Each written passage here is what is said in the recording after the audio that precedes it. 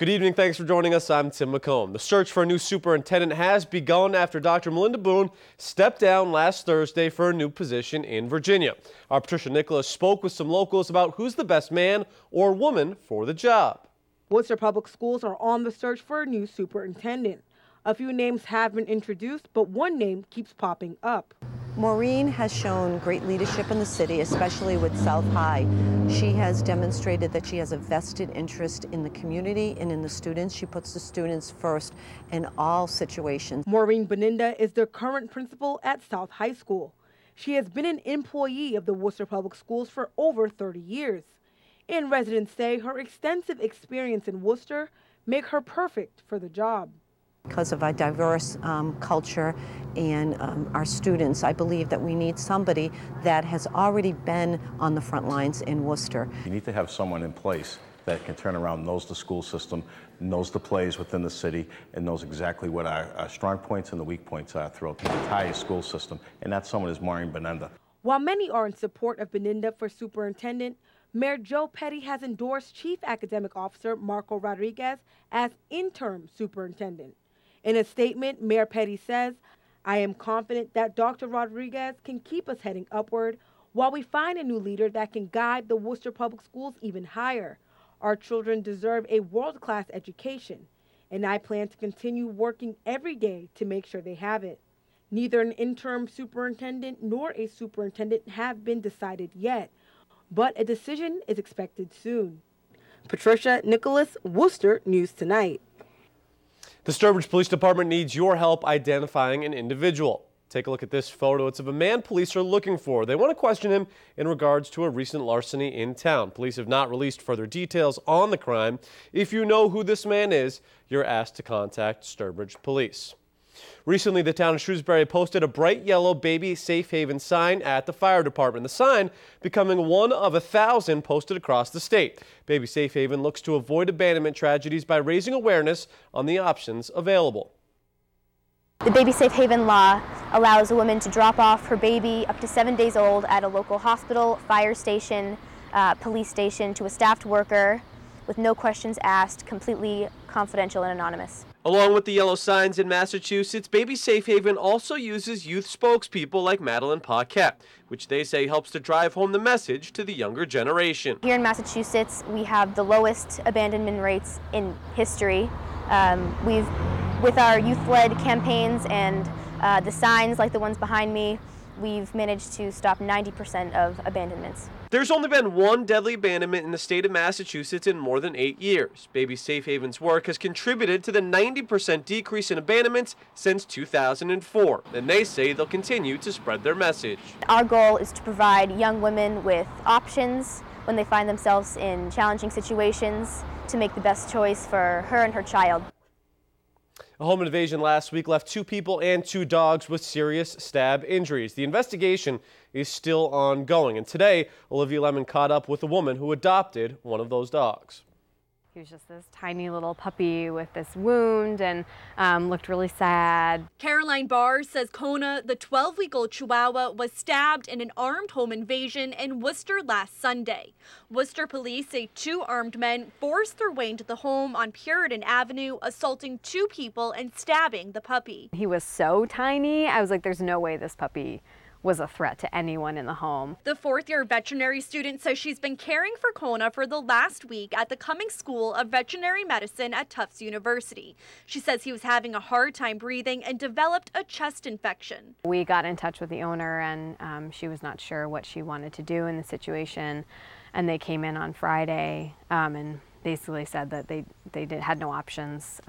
They were unable to afford his care. Barr says the only 2 options were to euthanize the puppy or find someone immediately to care for him.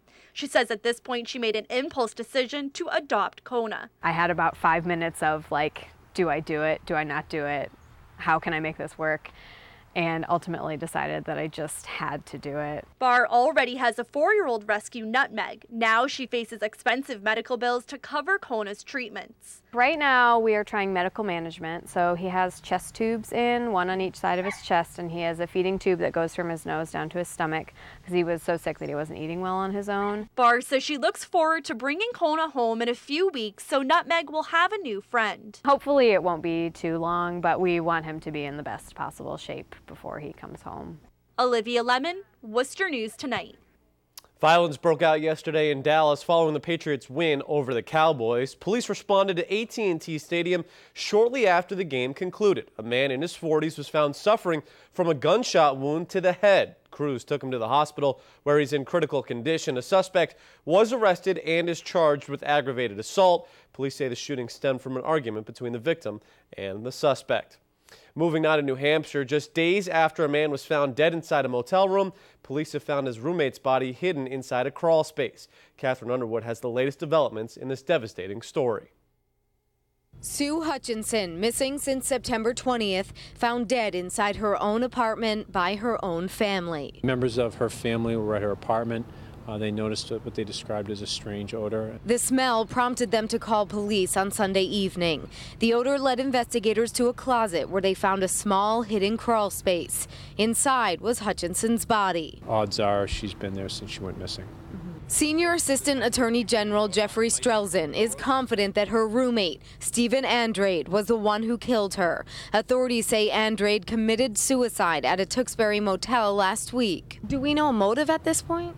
We do have some working theories, although I can tell you that's something that's still under investigation. Strelzin says it appears Hutchinson was trying to help Andrade, who used to date her daughter, by letting him stay at her apartment and use her vehicles. It's home even worse when somebody is engaged in a lifestyle that really shouldn't put them at risk for this type of behavior. An autopsy is scheduled for tomorrow and is expected to reveal exactly how Hutchinson was killed and when. In Manchester, Catherine Underwood for Worcester News Tonight. Big business news for a Hopkinton-based data storage company today. Dell finalized its purchase of EMC for $67 billion. Our business editor, Peter Howe, has the details.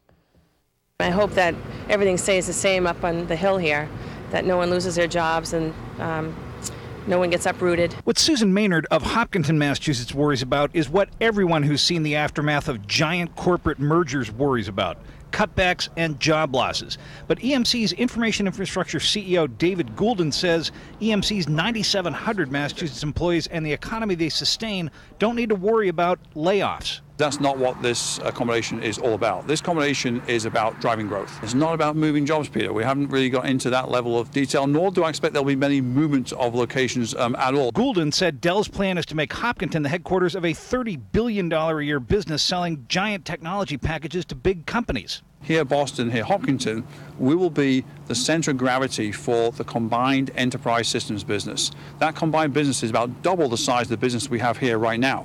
So immediately we double, and the combined business will be an over $30 billion business coming out of the gate. Chuck Lowy of Framingham, Massachusetts, is a past employee of EMC. I'm sure that there will be some cutbacks in different areas, but in terms of the direct impact to this area in Hopkinton, I don't see that really happening. I think it's going to be more distributed worldwide into the sales and services areas. Also of intense interest to local economy watchers, EMC's real estate. They have close to 2.5 million square feet of space that they own or lease, like here in Hopkinton and Franklin. And certainly hopes are that lots of jobs come to fill up vacant buildings around the Interstate 495 area that they control. Outside EMC headquarters in Hopkinton, I'm Peter Howe. Worcester News Tonight.